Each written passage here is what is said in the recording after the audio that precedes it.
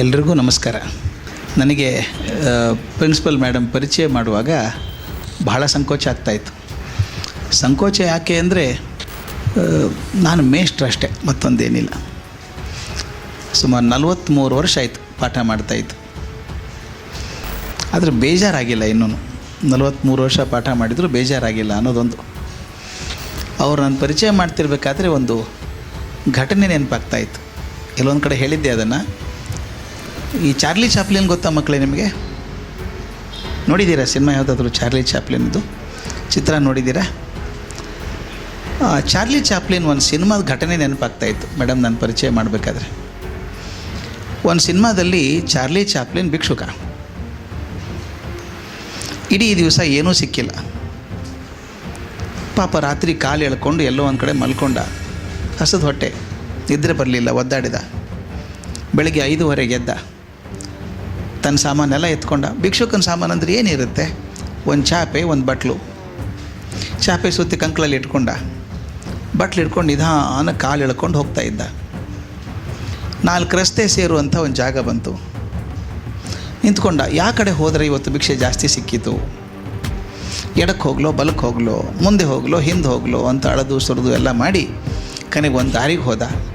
ಒಂದು ಜಾಗ ಆರಿಸ್ಕೊಂಡ. ಚಾಪೆ ಹಾಸ್ಕೊಂಡು ಕೂತ್ಕೊಂಡ. ಮುಂದೆ ಬಟ್ಲು ಇಟ್ಕೊಂಡು ಕೂತ್ಕೊಂಡ. ಯಾರಾದರೂ ಬಂದವರು ಸ್ವಲ್ಪ ಕರುಣೆಯಿಂದಾನೋ ಪ್ರೀತಿಯಿಂದಾನೋ ಬಟ್ಲಲ್ಲಿ ದುಡ್ಡು ಹಾಕ್ತಾರೆ ಅಂತ ಕಾಯ್ಕೊಂಡಿದ್ದ. ಬೆಳಿಗ್ಗೆ 5:30, 6 ಗಂಟೆಗೆ ಯಾರು ಇರ್ತಾರೆ ರಸ್ತೆಯಲ್ಲಿ? ಯಾರು ವಾಕಿಂಗ್ ಹೋಗೋರು ಒಂದು 8-10 ಜನ ಇದ್ದರು. ಆಶ್ಚರ್ಯ ಏನಾಯ್ತು ಗೊತ್ತಾ ಭಿಕ್ಷಕನಿಗೆ? ಇವನಿಗೆ ರಸ್ತೆಯಲ್ಲಿ ಹೋಗೋರು ಇವ್ರು ನೋಡಿದ ತಕ್ಷಣ ನಿಂತ್ಕೊಂಡು ನಮಸ್ಕಾರ ಮಾಡಿ ಮುಂದೆ ಹೋಗ್ತಾಯಿದ್ರು. ಅವನಂದ ನನಗೆ ಯಾಕೆ ನಮಸ್ಕಾರ ಮಾಡ್ತಾರೆ ಭಿಕ್ಷುಕ ನಾನು ಅಂದ್ಕೊಂಡ. ಬೆಳಗ್ಗೆ ಮಂಜಿದೆಯಲ್ಲ, ಮುಖ ಸರಿಯಾಗಿ ಕಾಣಿಸಿಲ್ಲ, ಇನ್ಯಾರೋ ಅಂದ್ಕೊಂಡು ನಮಸ್ಕಾರ ಮಾಡಿರ್ಬೇಕು ನನಗೆ ಅಂತ ಸುಮ್ಮನೆ ಕೂತ್ಕೊಂಡ. 8-8:30 ಆಯಿತು. ಬಿಸಿಲು ಚೆನ್ನಾಗಿ ಬಂತು. ರಸ್ತೆಯಲ್ಲಿ ಜನನೂ ಜಾಸ್ತಿ ಆಯಿತು. ಆದರೂ ಅವ್ನಿಗೆ ಆಶ್ಚರ್ಯ ಅಂದರೆ ರಸ್ತೆಯಲ್ಲಿ ಹೋಗೋರು ಯಾರೇ ಆಗಲಿ, ನಡ್ಕೊಂಡು ಹೋಗಲಿ, ವಾಹನದಲ್ಲಿ ಹೋಗೋರು ನಿಂತ್ಕೊಂಡು ನಿಧಾನ ಮಾಡಿ ನಮಸ್ಕಾರ ಮಾಡೇ ಹೋಗ್ತಿದ್ರು ಮುಂದೆ. ಅವನಿಗೆ ಅಹಂಕಾರ ಬರೋಕ್ಕೆ ಶುರು ಆಯಿತು. ನಾನು ಏನಾದರೂ ಮಾಡಿರ್ಬೇಕ್ರಿ ಸಾಧನೆ, ಸುಮ್ಮನೆ ಯಾಕೆ ನಮಸ್ಕಾರ ಮಾಡ್ತಾರೆ ಜನ ಅಂದ್ಕೊಂಡ. 10 ಗಂಟೆ ಆಯಿತು. ತುಂಬ ಬಿಸಿಲು, ರಸ್ತೆ ತುಂಬ ವಾಹನ, ರಸ್ತೆ ತುಂಬ ಜನ ಓಡಾಡ್ತಾಯಿದ್ರು. ನಿಂತ್ಕೊಳ್ಳೋ ಜಾಗ ಅಷ್ಟು ಜನ ಇದ್ದರು. ಆದರೂ ಅಲ್ಲಿ ಹೋಗೋರೆಲ್ಲ ನೋಡಿ ನಮಸ್ಕಾರ ಮಾಡೇ ಮುಂದೆ ಹೋಗೋರಂತ. ಇವನಿಗೆ ಅಹಂಕಾರ ಕಮ್ಮಿ ಆಗೋಕ್ಕೆ ಶುರು ಆಯಿತು.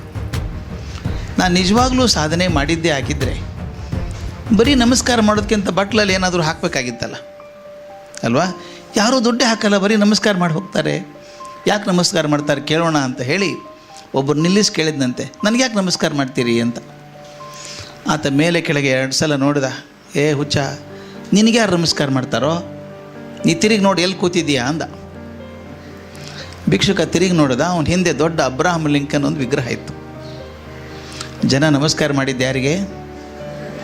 ಅಬ್ರಹಾಂ ಲಿಂಕನ್ಗೆ. ಭಿಕ್ಷುಕ ತನಗೆ ಅಂದ್ಕೊಂಡಿದ್ದ, ನನ್ನ ಪರಿಸ್ಥಿತಿ ಹಾಗೇ ಇತ್ತು. ಈಗ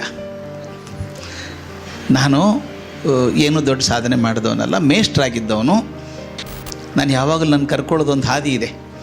I always call my self A beggar in the street of education ಅಂತ. ಈ ಶಿಕ್ಷಣದ ಬೀದಿಯಲ್ಲಿ ಭಿಕ್ಷುಕ ಇದ್ದ ಹಾಗೆ ಪಾತ್ರೆ ಹಿಡ್ಕೊಂಡು ಹೋಗ್ತಿರೋದು. ಇವತ್ತಾದರೂ ಕೊಡೋಕ್ಕೆ ಬಂದವನಲ್ಲ ನಾನು, ಪಡ್ಕೊಂಡು ಹೋಗೋಕ್ಕೆ ಬಂದವನು. ಬೆಳಗ್ಗೆ ಹೋಗಿ ಆ 2 ಶಾಲೆ ನೋಡಿದ್ದು ಬಂದೆ. ಸತ್ಯಂ ಶಿವಂ 2 ನೋಡ್ಕೊಂಬಂದೆ. ಸಾಕಷ್ಟು ನನ್ನ ಬಟ್ಲಿಗೆ ಬಿತ್ತು.